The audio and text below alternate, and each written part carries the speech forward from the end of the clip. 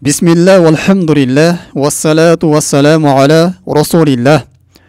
Урматтуу мусулман бир тууганым, андан кийин дагы Аллах Тааланын сүйүүсүнө жеткирүүчү, ага жакындатуучу амалдардын катарын толуктап өтөбүз.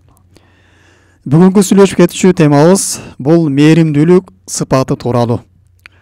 Аллах Таала өзүнүн мээримдүү сыпаттарына өзүнүн ырайымын төгөт. Аларды өз мээримине алат. Аларды Аллах Таала жакшы көрөт. Жана Аллах Тааланын өзүнүн убада кылган бейиши болот. Ошондуктан пенде ар дайым бул мээримдүүлүк сыпатына аракет кылыш керек. Мээримдүүлүк бул инсандын жүрөгүндө болот. Бирок ошол жүрөгүндөгү сыпат бул инсандын сырткы мүчөлөрүнө чыгат. Башка бирөөлөр менен мамиле кылган кезде аларга жылуу сыпат сүйлөштүк же боорукелдик менен, кечиримдүүлүк менен алар менен мамиле кылыштык. Алардын көңүлүн оорутуп албоого аракет кылыш керек. Адамдарга өзүнүн пайдасын тийгизип, аларга керегин тийгизип, аларга зыян берүүдөн алыс болуштук. Мына ушул мээримдүү пенде болуп эсептелинет. Эми ырайымдуулуктун фазилеттери тууралуу кээ бир хадистерге келе турган болсок, Пайгамбарыбыз саллаллаху алейхи ва саллям өзүнүн хадисинде айтат: "Иннама ярхамуллаху мин ибадихи рухамаа".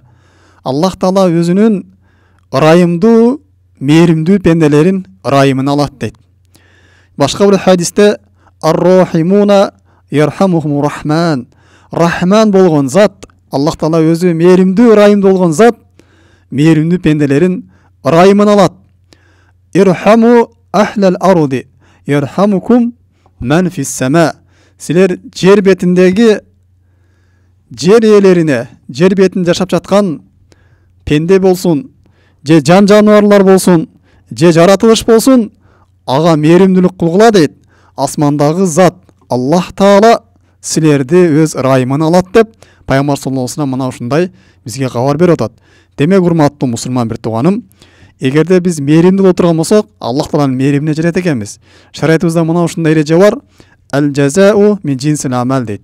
Ким кандай амал аткара турган болсо, мына ошого ылайыктуу эле анын сыйлыгын, анын соогун алат. Эгерде сиз жер бетинде ким болсун, жаш бала болсун, ата-энеңиз болсун, досторуңуз болсун, туугандарыңыз болсун, же өзүңүздүн окуучуларыңыз болсун, же бир иштей турган болсоңуз, кол астыңызда иштеген ишчилер болсун, же болбосо кандай бир колуңузда жаныбар болсун, мен үйдө эшек кармаңыз, ат кармаңыз, кой кармаңыз, уй кармаңыз, мына ушуларга мамиле кылып аткан кезде, буларга мээримдүүлүк менен мамиле кыла турган болсоңуз, анда Аллах Таала сизди өз ырайымына алат экен, Аллах Таала сизди жакшы көрөт экен. Бир хадисте Пайгамбар саллаллаху алейхи ва саллям дагы айтат: "Ирхаму турхаму" дейт. Ырайымды болгула, силер ырайымды көрөсүңөр. "Вагфиру ягфираллаху лакум". Силер жер бетиндеги адамдарга кечиримдүү болгула, Аллах Таала да силерди кечирет. "Вайлул лил акмаил каул" дейт. Акыйкатты билип туруп, бирок ага амал кылбагандарга вайыл болсун, аларга азап болсун, алар кор болсун, жок болсун дейт. "Вайлул лил мусиррина аллазина юсирруна ала ма фаалу ва хум я'ламун" дейт. Жана күнөө ишти күнөө экенин билип туруп деле аны таштабай аткара берген адамдарга дагы вайыл болсун дейт. Демек, урматтуу мусулман бир тууганым, бул хадистен алынуучу пайда: пенде жер бетиндеги адамдарга ырайымдуу боло турган болсо, Аллах Таала ага ырайымдуу болот экен. Адамдарга кечиримдүү боло турган болсо, Аллах Тааланын кечирими болот экен. Жана ошондой эле инсан сак болуш керек, күнөөнү билип туруп деле аткара бериштиктен. Буларга Пайгамбар саллаллаху алейхи ва саллям азап болсун, кол болсун деп атат. Эми биздин көпчүлүгүбүз бул намаз окуй коюштук чоң күнөө экендигин билебиз. Жана ошондой эле кээ бирки амалдарды аракты, арам экендигин билебиз. Дагы кээ бир амалдардын арам экендигин, болбойт экендигин билебиз.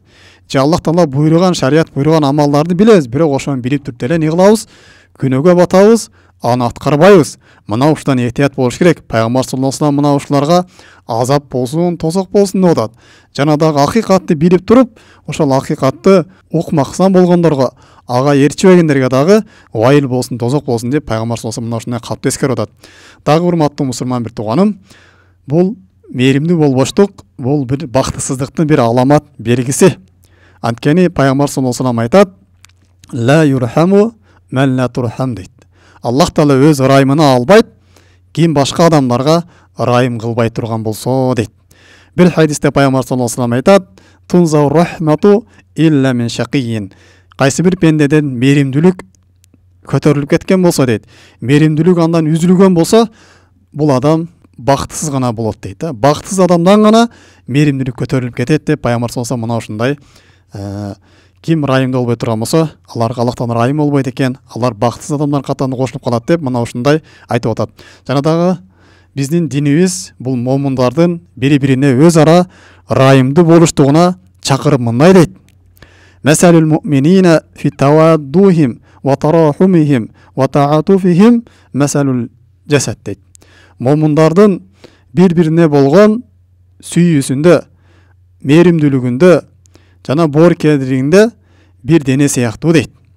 "Ида иштака минху удун", эгерде дененин бир мүчөсү ооруй турган болсо дейт, дененин калган мүчөлөрү дагы не ооруйт дейт, түнү менен уктабай ошо менен сыркоолоп чыгат дейт. Момундар мына ушундай бири-бирине райымдуулугунда бир дене сыяктуулар да. Демек, урматтуу мусулман бир тууганым, сиз өзүңүздүн жаныңызды кандай аяй турган болсоңуз, өзүңүзгө өзүңүз кандай мээримдүү боло турган болсоңуз, башка момундарга дагы мына ушундай мээримдүү болуш керек. Жана Аллах Таала Кур'ан-ы Каримде бул момундарды мактап эмне дейт? Мухаммадур Расулуллах. Мухаммад бул Аллах Тааланын элчиси дейт. Пайгамбар саллаллаху алейхи ва саллям бул Аллах Таала жиберген элчи. Валладина ма'ху, алем ошо пайгамбарын бирге жүргөн сахабалар жана сахабалар ээрчигендер, пайгамбарды ээрчиген момундар ашидда валал куфар рухама ва байнахум. Алар кафирларга өтө каттуу кол болушат дейт. Алар өтө каттуу душман көрүшөт жана өз ара алар бири-бирине райымдуу деп ушундай Аллах Таала чыныгы момундардын сыпаты кандай экендигин бизге баяндап берип атат. Демек, урматтуу мусулман бир тууганым, момундар булар өз ара бири-бирине райымдуу болушат экен. Тарагым руккаан суджадан, жана аларды сен рүккөдө, саждада, абалында көрөсүн дейт. Демек, момундардын сыпаты алар райымдуу, кечиримдүү болушат экен. Эми, урматтуу мусулман бир тууганым, бул мээримдүүлүк эки түргө бөлүнөт. Бири шарият буйруган мээримдүүлүк, экинчи шарият кайтарган мээримдүүлүк. Эми бул мээримдүүлүк аслында шарият буйруган мээримдүүлүк болуп эсептелинет. Шарият бизде мээримдүүлүккө буйруган. Эми экинчи шарият кайтарган мээримдүүлүк бар. Бул кээ бир учурларда мына ушундай кылыштык туура болбой калат. Бул кандай дегенде, Аллах Тааланын таат ибадатын аткарууда же Аллах Тааланын буйруган бир буйруктарын аткарууда бул жерде мээримдүүлүк кээде өтпөй калат. Мисалы үчүн кандай? Эгерде намаз айта турган болсо, кой, намаз окусаң, убактың кетип калат. Же жаш бала намаз окуп аткан болсо, кой, бул бала аз бала, жаш бала, буга намаз окуган болбойт деп, бул бала азыр кичине ойносун деп, буга мээримдүүлүк кылып коюштук, бул боорукерлик кылып коюштук, бул жерде өтпөйт. Же болбосо ошол жаш бала эртең менен туруп багымдатка тура турган болсо, башка намаздарды окуй турган болсо, кой, бул азыр уктап алсын, же ойноп алсын деп, буга мээримдүүлүк кылыш бул жерде өтпөй калат. Анткени бул жерде мээримдүүлүк туура эмес мээримдүүлүк болуп калат. Кандай эле биз бул дүйнөдө эгерде балабызга мээримдүүлүк кылып туруп, аларды окутпай кое турган болсок, же алардын эгер ооруп кала турган болсо, аларды больницага алып барып көргөзбөй кое турган болсо, кой, укол салса бир жери ооруп калат, сабакка барса жолдо кыйналып калат деп, ушуну мээримдүүлүк кылып атабыз деп ойлой турган болсок, албетте бул мээримсиздик болот. Анткени алардын келечегин биз жеген болобуз, жок кылган болобуз. Мына ошол сыяктуу эле дагы эгерде балдар намаз окуп аткан болсо, кой, бул азыр уктап алсын деп намазга тургузбай коюштук, же бул азыр жаш деп намазга буйрубай коюштук, бул аларга мээримдүүлүк эмес, тескеринчеси алардын биз келечегин жеген болуп эсептелинебиз. Биз жаштайдан аларды намазга үйрөтүп, жакшы бир ушундай кулук мүнөздөргө тарбиялап чоңойтуш керек. Аларга ошол илим берүүдө дагы биз аракет кылышыбыз керек. Азыр булар жаш деп туруп илим бербей кое турган болсок, алар мектеп окуганда, Куран жаттаганда же таалим алганда, илим үйрөнгөндө азыр кыйналып калат деп аларга таалим бербей кое турган болсок, анда биз алардын келечегине мээримдүүлүк эмес, аларга зулум кылып койгон болобуз. Бул шариятыбызда кайтарган мээримдүүлүк болуп эсептелинет. Дагы андай урматтуу мусулман бир тууганым, мээримдүүлүк бул кээде инсандын өзүнүн табиятынан болот. Ал эми кээ бир инсандар өзүнүн табиятынан мээримдүүлүк болбойт, бирок ошо шарият буйруган мээримдүүлүккө өзү аракет кылышы керек, өзүн тарбиялаш керек. Албетте мун тарбиялоо жолдорунан бир нече жолдору бар. Биринчиси, инсан Аллах Тааланын мээримдүү зат экенин билиш керек. Эгерде пенде жер бетіне адамдарға мейірімділік қылбай тұрған болса, Аллах Тағала бұға өзінің мейірімін салбастан, аны азапқа салып қою үшін біліш керек. Аллах Тағаланың қандай зат екендігін біліш таныш керек. Егер де пенде Аллах Тағаланы толық тани тұрған болса, Аллах Тағаланың райымына әрекет қылады.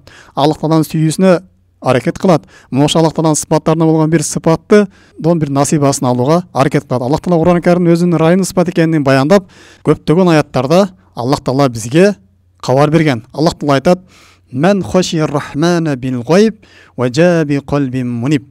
Ким Рахманнан қорқып тұрған болса дейді. Рахман болған заттан қорқып тұрған болса, бил гайб, ғайыптағы Аллах Тағаланы көрмей тұрып, Аллах Тағала мені көріп тұрады, ертең мен есеп қысып қалады деп, Рахман болған заттан қорқып тұрған болса, ваджаби қалбин муниб, жана Аллах Тағалаға тауба қылып қайтушы жүрекпен келе тұрған болса деп, Аллах Тағала өзінің Рахман деген исмін ескеріп тұрып, артынан не додат, ошол ғайыптан қорқып тұрған болса деп, бұл несін ескеріп өтодат. Жанада башқа аяттарда кул хур рахман дейді, айтқының ал Рахман болған зат дейді. Әмәнна бихи, біз Рахман болған затқа иман келтірдік, ва алейхи таваккална, жана Рахманға біз тәуекел қылдық деп, Аллахтан Рахман деген исмін Аллахтан ескеріп, ана момындар біз аға иман келтірдік, жана аға тәуекел қылабыз деп, Аллахтың сипаты бұл Рахман, мейірімді зат екендігін баяндап береді. Башқа бір аяттарда Аллах Тағала ва таваккала алал азизир рахим, азиз болған, жана райымды болған затқа тәуекел қылғының деп, Аллах Тағала бізде мына ушындай бұйырады. Андан кейін урматтуу мусулман туганым, бұл мейірімділік пайғамбарлардың сипаты, солих кишилердин сипаты. Пенде мына ошолордун сипатына сипатталууга аракет кылыш керек. Андан кейін урматтуу мусулман туганым, инсан мейірімді болуш үчүн мейірімді адамдарга аралаш керек. Кечиримдүү адамдарга, бооркер адамдарга, жумшак адамдарга аралаш керек. Алем баягындай катуу сөз, орой мамиле кыла турган, өзүнчө эле өзүн жогору тутуп, сүйлөгөн кезде кекей сүйлөгөн адамдардан алыс болуп турган болсо, инсанга ушундай мейримдүүлүк сыпат келет. Андан да урматтуу мусулман туганым, бул кедейлерге, алсыздарга, мискиндерге инсан көп аралаштыгы, жетимдердин башын сылаштыгы өзгөчө. Пайгамбар саллаллаху алейхи ва саллям айткан: "Ин аратта ан ялина қалбака фаатимул мискина вамсахур асал ятим" дейт. Эгерде жүрөгүң жумшауны каалай турган болсоң, жүрөгүңө мейрим кирүүсүн каалай турган болсоң, анда мискиндин курсагын тойгозгунуң, жана жетимдин башын сылагының, мына ошондой сенин жүрөгүңө мейримдүүлүк келет деп Пайгамбар саллаллаху алейхи ва саллям бул мейримдүүлүк кайсын тараптан келери тууралуу мына ушундай бизге кабар берген. Дагы урматтуу мусулман туганым, бул инсан өзү мейримдүү болуп туруп, жана өзүнүн үй бүлөсүн, өзүнүн бала чакасындагы жаштайынан баштап башка бирлерге бооркер болууга, башка бирлерге ырайымдуу болууга, кечиримдүү болууга тарбиялаш керек. Аларды жаштайынан эле бир сен атаман болушуң керек, сен мындай болушуң керек, сен башка бирөөнүн үстөмдүк кылып турушуң керек, аларды коркутушуң керек деп, аларды бир текебердикке же мейримсиздикке тарбиялабастан, сен башка бирлерге кечиримдүү болгонуң, сен башка бир мамиле кылган кезде аларга ырайымдуу болгонуң, аларга пайданы тийгизгениң, зыянын тийгизбегиң деп, пенде мына ушундай өзүнү дагы жана бала чакасында мейримдүүлүк көрөш керек. Мына ушундай боло турган болсо, бул пенделер Аллах Таала жакшы көрөт, жана кыямат күнүндө жана бул дүйнөдө Аллах Тааланын райымына ээ болушат. Субханака Аллахумма бихамдик, ашхаду ан ла илаха илля анта, астагфирука ва атубу илейк. Ассаламу алейкум ва рахматуллахи ва баракатуху.